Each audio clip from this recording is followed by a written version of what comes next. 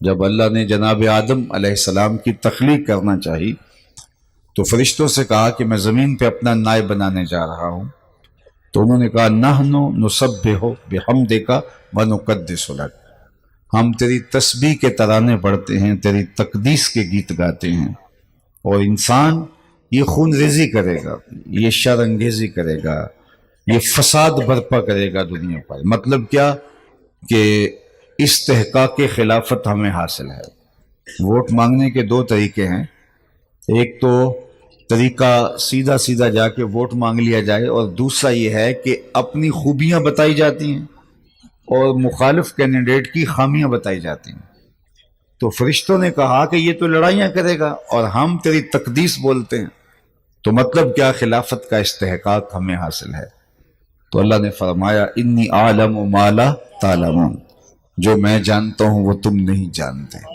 اللہ اکبر، تمہاری نگاہ ان کی خون ریزیوں پہ ہے، تمہاری نظر ان کی شار انگیزیوں پہ ہے، تمہاری نظر فرعون، حامان، قارون، شداد اور شدید کے طرز زندگی پر ہے، لیکن میں کربلا میں حسین کا جھکا ہوا سر بھی دیکھ رہا ہوں۔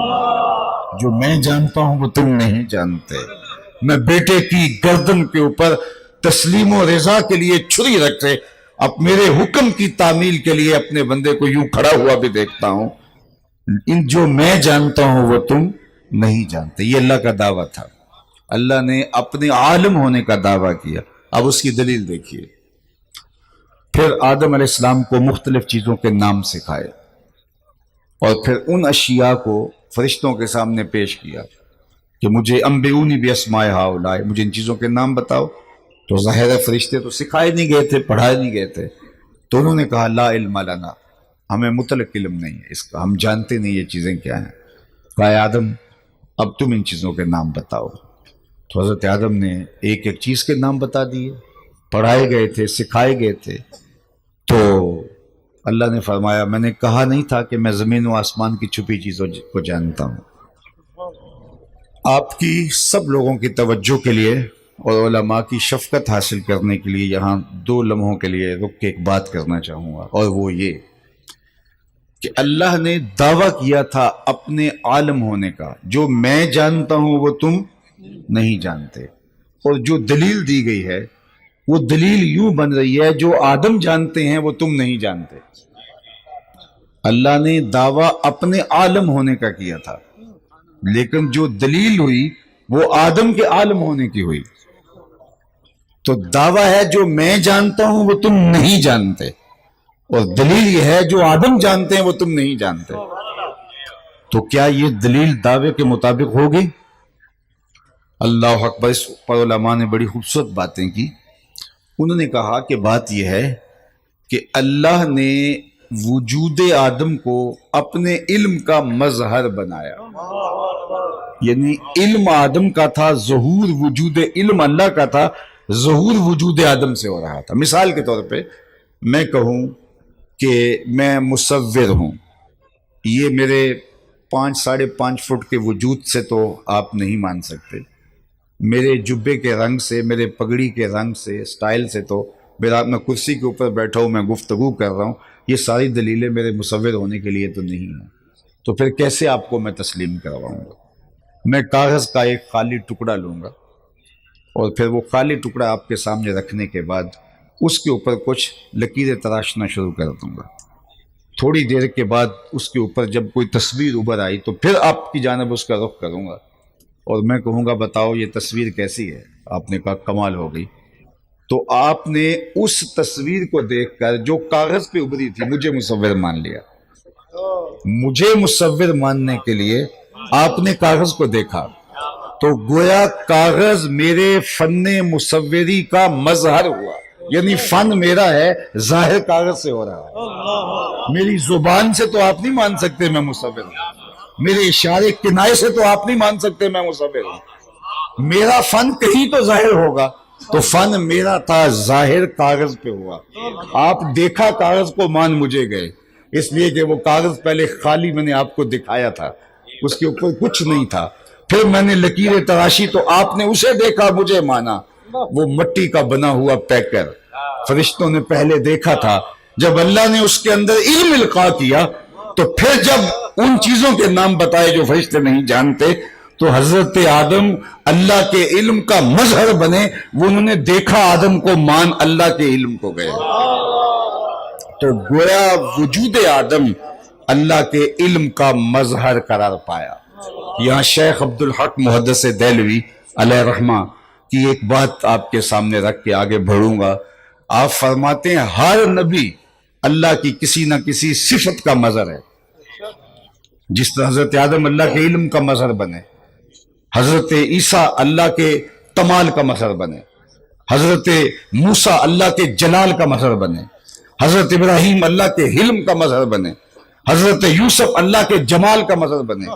کہ ہر نبی اللہ کی کسی نہ کسی صفت کا مظہر ہے. کوئی صفت جلال کا مظہر, کوئی صفت کمال کا مظہر, کوئی حلم کا مظہر, کوئی علم کا مظہر. پھر کہا سارے نبی اللہ کی صفات کے مظہر ہیں, میرا نبی اللہ کی ذات کا مظہر ہے. سر سے لے کر پاؤں تک تنویر ہی تنویر ہے, جیسے منہ سے بولتا قرآن وہ تفسیر ہے. سوچتی ہے دنیا مصطفیٰ کو دیکھ کر, وہ مصور کیسا ہوگا جس کی یہ تصویر ہے. اللہ کے محبوب علیہ السلام گزر رہے تھے تو سوا نامی ایک شخص گھوڑا لے کر کہیں جا رہا تھا. تو حضور رکے اور اسے پوچھا کہ یہ بیچتے ہو؟ اس نے کہا جی بیچتا ہوں. کتنے کا؟ اتنے کا. سودا طے ہو گیا. فرمایا کہ میں تاجرانہ غرض سے تو نہیں آیا تھا کہ قیمت میرے ساتھ ہوتی, تم رکو, سودا ہمارا طے ہو گیا, میں گھر سے اس کی قیمت لا کے دیتا ہوں. آقا کریم قیمت لینے گئے تو کسی نے اس کو زیادہ پیسوں کا لالچ دے دیا.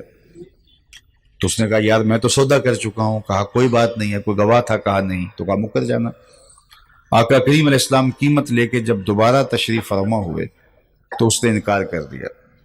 اس نے کہا میرا تو آپ کا سودا ہی نہیں ہوا. آقا کریم فرمائے اتنے پیسوں میں تیری میری بات ہوئی ہے. وہ کہے میرا تو آپ سے کوئی سودا ہی نہیں ہوا. لیکن یہ تھوڑی سی بات ہوئی تو لوگ بھی جمع ہو گئے, ہجوم بن گیا. اور جب ہجوم بن گیا تو ظاہر ہے کہ صادق بھی یہ ہے, امین بھی یہی ہے. لوگوں کا وہ سخن تو ادھر ہی تھا. اس نے کہا میں تو سوچتا تھا کہ بس انکار کروں گا اور پتلی گلی سے نکل جاؤں گا, اور جس شخص نے زیادہ قیمت لگائی اس کو جا کے بیچ دوں گا. لیکن یہ تو پھنس گیا. تو خود کہنے لگا جب دو آدمیوں کے مابین نزاع بن جائے تو آپ کی شریعت میں تصفیے کی صورت کیا ہے؟ تو آقا کریم نے فرمایا میری شریعت تو یہ کہتی ہے کہ جو دعویٰ کرے وہ دلیل لائے, اور اگر اس کے پاس دلیل نہیں ہے والیمین علی من انکر, جو انکار کرتا وہ قسم دے. تو اگر آپ نے گھوڑا خریدا ہے تو آپ کوئی گواہ لے آئیں, تو میں گھوڑا دینے کے لیے تیار ہوں. اور اگر آپ کے پاس گواہ نہیں ہے تو میں قسم دینے کے لیے تیار ہوں. مکر تو پہلے گیا تھا, اس کے لیے قسم دینا بھی کیا مشکل تھا. اس نے کہا کہ میں نکلوں تو صحیح اس مشکل سے. اب اتفاق ایسا تھا کہ جب گھوڑا خریدا تھا تو کوئی گواہ نہیں تھا. تو اس نے کہا جی گواہ لائیں, ایک ہی گواہ لے آئیں, میں گھوڑا آپ کے سپرد کر دیں. تو حضرت خزیمہ بن ثابت انصاری رضی اللہ تعالیٰ عنہ اس مجلس میں موجود تھے. آگے بڑھے, سینے پہ ہاتھ رکھا, کہا میں گواہی دیتا ہوں میرے حضور نے آپ سے گھوڑا خریدا تھا, اور جتنی قیمت حضور علیہ السلام بتا دے اتنے میں سودا ہوا تھا. اب وہ تو اپنی معقول قیمت پہ فروخت کر چکا تھا, یہ تو زیادہ پیسوں کے لالچ میں اس نے انکار کیا تھا. تو اس کو بھی جو ہے وہ بچنے کا راستہ مل گیا. تو اس نے کہا جی ٹھیک, میرا مطالبہ پورا ہو گیا. گھوڑا حضور کے ہاتھ میں دیا, قیمت وصول کر دی. آقا کریم گھوڑا لے کے چلنے لگے اور مجمع ہٹنے لگا, لوگ چھٹنے لگے.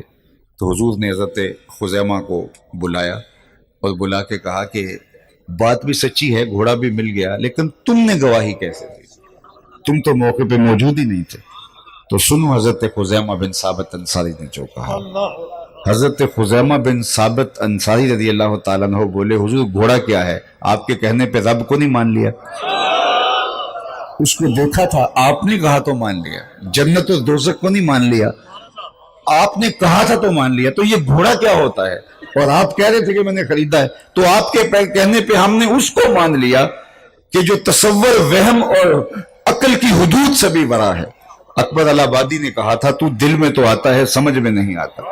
میں جان گیا بس تیری پہچان یہی ہے. انسانی عقل سوختہ پا ہے, وہاں بے بس ہے انسانی فہم و ادراک. لیکن اتنا یقین، اتنا تیقن، اللہ اکبر. قوم موسیٰ نے کہا تھا لن نؤمن لک حتی نری اللہ جہرا، ہم نہیں مانیں گے جب تک اسے دیکھیں گے نہیں. یہ قوم موسیٰ نے کہا تھا کہ اے موسیٰ ہم جب تک اسے نہیں دیکھیں گے تجھے نہیں مانیں گے. ویسے بات تو یہ نہیں بنتی تھی، اس ادھر سے تو یہ فکر ہے. وہ کہتے تھے تجھے نہیں مانیں گے جب تک اسے نہیں دیکھیں گے، اور بات یہ ہے جب تک اسے نہیں مانیں گے اسے نہیں دیکھیں گے. بہرحال انہوں نے کہا کہ ہم نہیں مانیں گے جب تک اسے نہیں دیکھ لیں گے، لیکن یہ بات حضور کے غلاموں نے تو نہیں کی. انہوں نے کہا جب تمہیں دیکھ لیا تو کوئی کسر رہ گئی، جب تمہیں دیکھ لیا تو اسے دیکھ لیا. اور انہوں نے بھی فرمایا انا مرآۃ جمال اللہ، میں اس کے جمال کا آئینہ ہوں. جس نے مجھے دیکھ لیا رآنی فقد رآ الحق. اللہ کہا حضور یہ گھوڑا کیا ہے، آپ کے کہنے پہ تو ہم نے رب کی گواہی دے دی. تو آقا کریم علیہ السلام نے اشارہ کیا اور جو جانے والے تھے ان کو کہا رک جاؤ، اور پھر حضرت خزیمہ کا ہاتھ پکڑ کے فضا میں بلند کرتے ہوئے کہا لوگوں کسی عدالت کچہری میں گواہ کی ضرورت ہو تو میری شریعت 2 گواہ مانگتی ہے، لیکن جہاں میرا خزیمہ ہوگا ایک کی گواہی 2 کے قائم مقام ہوگا. فیض پہنچا ہے رضا احمد پاک کا، ورنہ ہم کیا جانتے خدا کون ہے. تو شیخ فرماتے ہیں سارے نبی اللہ کی صفات کے مظہر ہیں، اور میرے نبی اللہ کی صفات کے بھی مظہر ہیں، اللہ کی ذات کے بھی مظہر ہیں. اللہ نے اپنے محبوب علیہ السلام کے ذریعے سے جو ہے وہ ظہور اپنا اور اپنی عظمتوں اور اپنی رفتوں کا اعلان فرمایا. تو جناب آدم علیہ السلام اللہ کے علم کا مظہر قرار پائے. تو حضرت انسان کا تفوق جو مشارکات اور باقی مخلوقات پر ہے وہ علم کی وجہ سے ہوا، اور پھر اس علم کی وجہ سے حضرت آدم علیہ السلام کے لیے سجدہ ریزی کا حکم ارشاد فرمایا. اب میرے شاہکار کے آگے تمہیں سجدہ کرنا ہوگا. تو انسان کا جو شرف ہے وہ علم کی وجہ سے ہے. تو جو علم کے نور سے محروم ہے تو گوشت پوشت سے افضل نہیں ہوتا، اس کا فضل و شرف علم کی وجہ سے ہوتا ہے. اللہ اکبر. اللہ کے پیارے محبوب علیہ السلام نے احد کے موقع پر جو 70 شہداء تھے ان کی تدفین کا مرحلہ آیا تو آقا کریم صحابہ سے پوچھنے لگے کہ مجھے بتاؤ کس کے سینے میں قرآن کی آیتیں زیادہ تھی، اور جس کے سینے میں قرآن زیادہ ہوتا اس کو آگے دفن کیا جاتا. یعنی تدفین کے اندر بھی جو شرف دیا گیا ہے وہ علم کی وجہ سے دیا گیا ہے. تو انسان ممتاز علم کی وجہ سے ہے، اور علم جو ہے وہ انسان کو شرف دیتا ہے، انسان کو عزت دیتا ہے. بلکہ امام راضی نے ایک بڑی خوبصورت بات لکھی تفسیر کبیر کا ابتدائیہ وَعَلَّمَ آدَمَ الْأَسْمَاءَ کے تحت. انہوں نے بڑی خوبصورت بات لکھی کہ وہ چیونٹی جو حضرت سلیمان کے لشکر کو آتے ہوئے دیکھ کر کے اپنی ہم جولیوں سے بولی تھی کہ جلدی جلدی اپنی بلوں میں داخل ہو جاؤ کہ اللہ کے نبی کا لشکر بے خبری میں تمہیں کچل نہ ڈالے. یہ چیونٹی نے کہا، اور حضرت سلیمان اپنے لاؤ لشکر کے ساتھ تشریف لے جا رہے تھے اور وادی نمل سے گزرنے لگے. 3 فرسخ دور ہی تھے. ایک فرسخ 3 میل کا ہوتا ہے، 9 میل تقریباً 16-17 کلومیٹر بنتا ہے. 16 کلومیٹر دور سے چیونٹی نے حضرت سلیمان کے لشکر کو آتے ہوئے محسوس کیا اور اپنی ہم جولیوں سے کہا کہ جلدی جلدی اپنی بلوں میں داخل ہو جاؤ، اللہ کے نبی کا لشکر بے خبری میں کہیں تمہیں کچل نہ ڈالے. عدم توجہ کی وجہ سے، چونکہ وہ اپنے ہدف پہ نظر کیے آگے بڑھ رہے ہوں گے اور تم انجانے کے اندر ان کے پاؤں تلے آ کے کچلی جاؤ گے. یہ چیونٹی بھی جانتی تھی کہ نبی کی تربیت میں رہنے والا لشکر جان بوجھ کے ننھی جان بھی ضائع نہیں کر سکتا. یہ اس چیونٹی کا شعور تھا. اللہ اکبر. اور جو اپنے بدن کے اوپر جیکٹ باندھ کر کے انسانوں کے انبوہ میں گھس جاتے ہیں اور پھٹ جاتے ہیں اور پھر انسانوں کے پرخچے دیواروں سے چپک جاتے ہیں اور پھر وہ سینے پہ ہاتھ رکھ کے ذمہ داریاں قبول کرتے ہیں کہ یہ کام ہمارا ہے، تو وہ کسی شیطان کا لشکر تو ہو سکتا ہے، پیغمبر کا لشکر نہیں ہو سکتا. پیغمبر کی صحبت میں رہنے والی چیونٹی بھی جانتی ہے، پیغمبر کے مزاج سے آشنا رہنے والی چیونٹی بھی جانتی ہے کہ جان بوجھ کر پیغمبر کا لشکر اس کی تربیت میں رہنے والا ایک ننھی جان کو بھی ضائع نہیں کر سکتا. امام راضی فرماتے ہیں اس کے اس شعور کی وجہ سے کہ وہ اس نے کہا کہ کہیں ایسا نہ ہو کہ وہ بے خبری میں تمہیں کچل نہ دے، اس وجہ سے اس کو قیامت تک آنے والی چیونٹیوں کا سردار بنا دیا گیا، اور قرآن کی 114 صورتوں میں سے ایک صورت کا نام اس چیونٹی کے نام پہ کر دیا، سورہ النمل۔ آپ یہ روڈز کے نام بناتے ہیں نا، یہ پطرس بخاری روڈ ہے، یہ فلاں روڈ ہے، مشاہیر کے نام پر، اللہ نے 114 صورتوں میں سے ایک صورت اس چیونٹی کے نام کی۔ اس کی خصوصیت کیا تھی کہ وہ یہ جانتی تھی کہ پیغمبر کی صحبت میں رہنے والا لشکر جان بوجھ کے ننھی جان کو بھی ضائع نہیں کر سکتا۔ میرا مضمون تو یہاں جو استشہاد ہے وہ تو مکمل ہوا، لیکن بات چھڑ گئی تو آگے بڑھنا چاہوں گا کہ حضرت سلیمان نے چیونٹی کی بات کو سنا، اور قرآن کہتا ہے فَتَبَسَّمَ ضَاحِكًا مِّن قَوْلِهَا، اور اس کی بات کو سن کے اللہ کا پیغمبر مسکرا پڑا، اور سنا کتنی دور سے؟ 3 فرسخ دور سے، 9 میل دور سے، 16 کلومیٹر دور سے۔ اور چیونٹی ہمارے کان کے پردے پہ بھی رکھ دی جائے تو ہمیں معلوم نہ ہو سکے کیا بول رہی ہے، اور 16 کلومیٹر دور سے پیغمبر اس کی آواز کو سن بھی رہا ہے، اور اس کے انداز پہ فَتَبَسَّمَ ضَاحِكًا مِّن قَوْلِهَا مسکرا بھی رہا ہے۔ یہ پیغمبر کی سماعت کا عالم ہے۔ نبی کی سماعت کو اپنی سماعت پہ قیاس کرنے کی بدکاری نہیں کرنی چاہیے، نبی کی بشارت کو اپنی بشارت پہ سماعت کرنے کی بدکاری نہیں کرنی، یہ پیغمبر کی شان ہے۔ اور تیوریات کے ماہرین سے پوچھو، چیونٹی کے منہ میں زبان ہی نہیں ہوتی تو پھر وہ بات کیسے کرتی ہے؟ اس نے کہا کیسے؟ اللہ، آپ چیونٹی دیکھتے ہیں تو اس کے 3 حصے ہوتے ہیں، سامنے والے حصے میں 2 مہین سے بال ہوتے ہیں، باریک سے۔ جب اس نے اپنی ہمجولی کو کوئی میسج دینا ہوتا ہے تو ان بالوں کو جوڑ کے رگڑتی ہے، اس رگڑ سے جو آواز پیدا ہوتی ہے اس سے وہ کوئی میسج کنوے کر رہی ہوتی ہے۔ پیغمبر کی شان یہ ہے 9 میل سے چیونٹی کے مہین سے بالوں کے رگڑنے سے جو آواز پیدا ہوتی ہے اس کو سنتا بھی ہے، اس سے جو مفہوم نکلتا ہے اس کو سمجھتا بھی ہے۔ اور یہ اس نبی کی شان ہے جو مسجد اقصی میں مقتدی بن کے تیرے نبی کے پیچھے کھڑا تھا۔ جب مقتدی کی یہ شان ہے تو مقتدا کی شان کا یہ شان ہے خدمت گاروں کی، سرکار کا عالم کیا ہوگا؟ یہ مقتدی کی شان ہے۔ فَتَبَسَّمَ ضَاحِكًا مِّن قَوْلِهَا، اللہ اکبر، اس کی بات کو سن کے اللہ کا پیغمبر مسکرا پڑا۔ تو اس لیے کبھی بھی یہ بدکاری نہیں کرنی چاہیے، کبھی بھی بدکاری نہیں کرنی چاہیے۔ جو اللہ نے پیغمبروں کو شان دی ہے اپنے آپ کو اس پہ کبھی بھی قیاس نہیں کرنا چاہیے۔ انی ارا ما لا ترون واسمع ما لا تسمعون، صحیح بخاری کی روایت ہے، اللہ کے محبوب نے ارشاد فرمایا جو میں دیکھتا ہوں وہ تم نہیں دیکھتے، اور جو میں سنتا ہوں وہ تم نہیں سنتے۔ یہ باب تسویۃ الصفوف ہے کہ فرمایا صحابہ صفیں سیدھی رکھا کرو، صفیں سیدھی رکھا کرو، مت سمجھو کہ میں صرف آگے دیکھتا ہوں، میں آگے بھی دیکھتا ہوں پیچھے بھی دیکھتا ہوں۔ پھر فرمایا میں تمہارے رکوع بھی دیکھتا ہوں اور تمہارے دلوں میں پیدا ہونے والے خشوع بھی دیکھتا ہوں۔ تو یہ پیغمبر کی شان ہے۔ اللہ اکبر۔ میرے والد گرامی، اللہ ان کی قبر پہ کروڑوں رحمت نازل فرمائے، وہ ایک سادی سی بات فرمایا کرتے تھے، کہتے کہ ہم نبی کی تو شان ہی ورا الورا ہے۔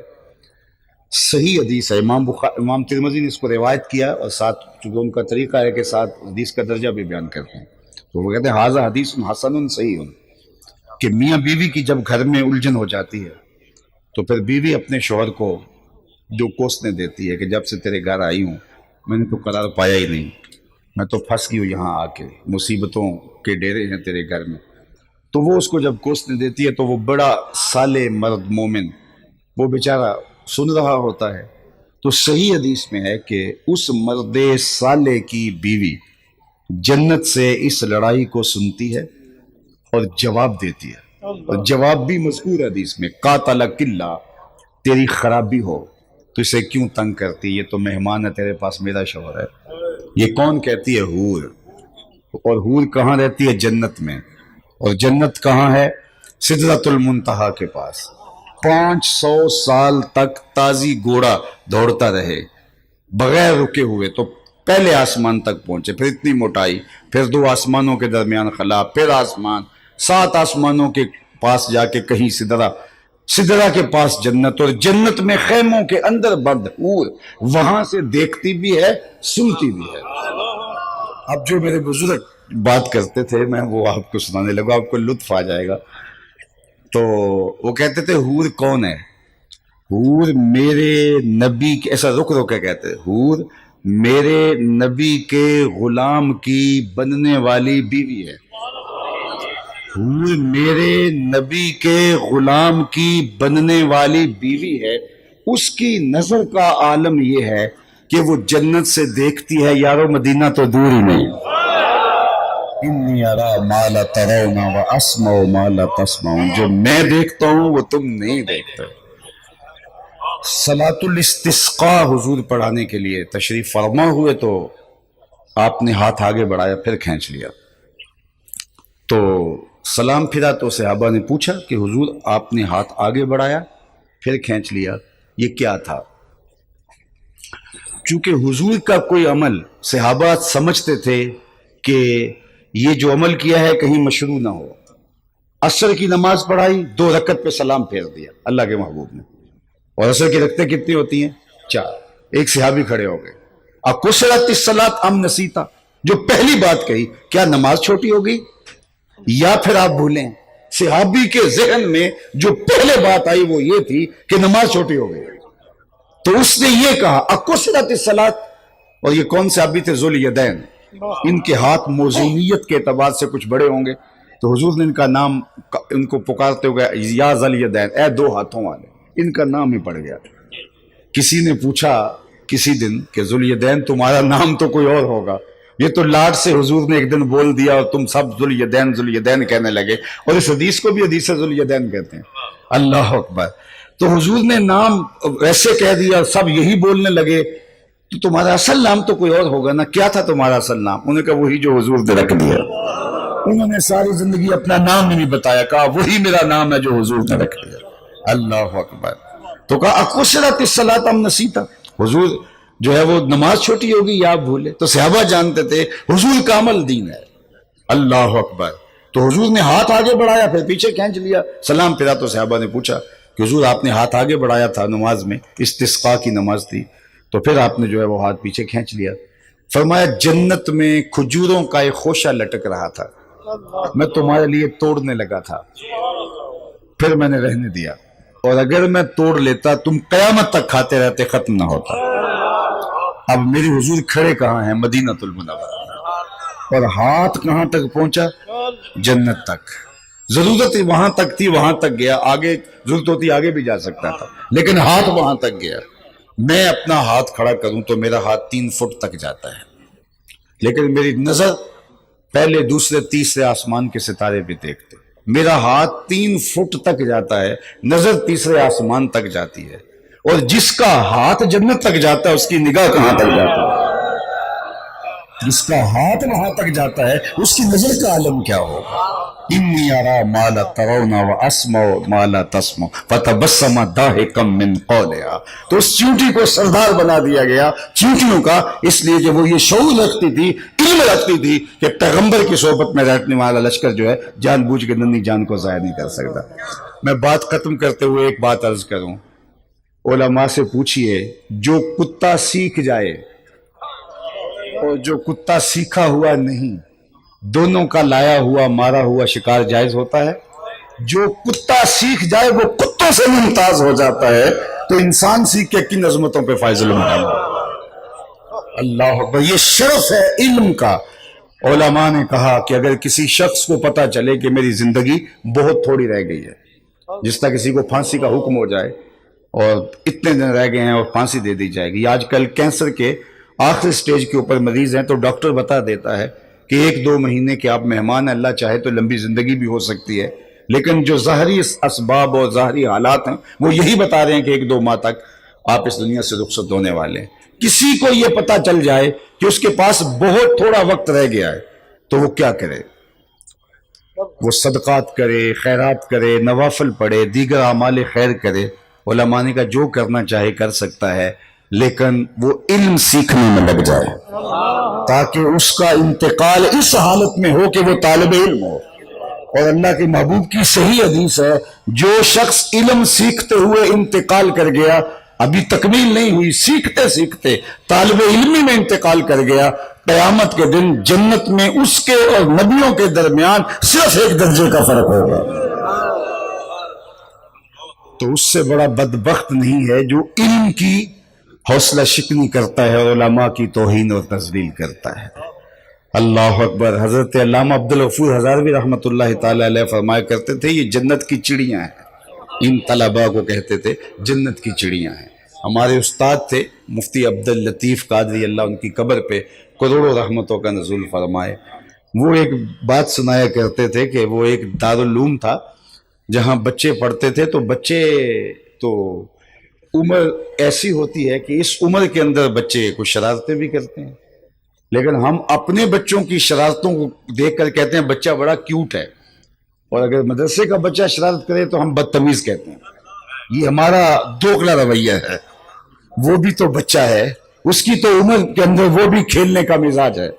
تو بچے تھے اور بچے شرارتیں کرتے تھے، تو ایک صاحب تھے جو کی خدمت میں لگے رہتے تھے، کبھی گھی کا کنستر اٹھا کے لا رہے ہیں، کبھی آٹے کی بوری کمر پہ اٹھا کے لا رہے ہیں، کبھی ان کے لیے کوئی چیزیں لینے جا رہے ہیں۔ تو بچے تھے چھوٹے، انہوں نے نام ڈال دیا اس کا حمار، یہ ہمارا گدھا ہے اور یہ ہر وقت لگا رہتا ہے۔ تو جب بھی بات کرتے تو وہ کہتے اچھا ٹائم ہو گیا، ہمارا گدھا گیا ہوا ہے، بس ابھی کھانا لے کے آتا ہے۔ ایک دن اسے کسی نے بتا دیا کہ تو ان کی خدمت کرتا ہے اور یہ تجھے گدھا کہتے ہیں۔ تو اسے غصہ آیا، اس نے سب کو چھوڑ دیا اور کہا کہ میں تمہاری نوکری کروں اور تم مجھے گدھا بولو۔ وہ گھر چلا گیا، رات پڑی، سویا تو حشر کا منظر آنکھوں میں جاگتا ہے۔ کیا دیکھتا ہے کہ یہ طالب علم وہاں حشر کے میدان میں موجود ہیں اور ان کو جنت کا حکم ہوتا ہے، لیکن یہ مچل جاتے ہیں، نہیں اللہ ہم نے نہیں جانا جب تک ہمارا گدھا ساتھ نہیں جائے گا، ہم جنت میں اتنی دیر تک نہیں جانا جتنی دیر تک ہمارا حمار ساتھ نہیں ہوگا۔ تو یہ اٹھا اور صبح پھر آ کے خدمت پہ کھڑا ہو گیا، کہا تو مجھے گدھا کہو، حمار کہو، کھوتا بولو، جو مرضی بولتے رہو، اللہ رسول کے تم ہی پیارے ہو، میں تمہاری ہی خدمت کیا کروں۔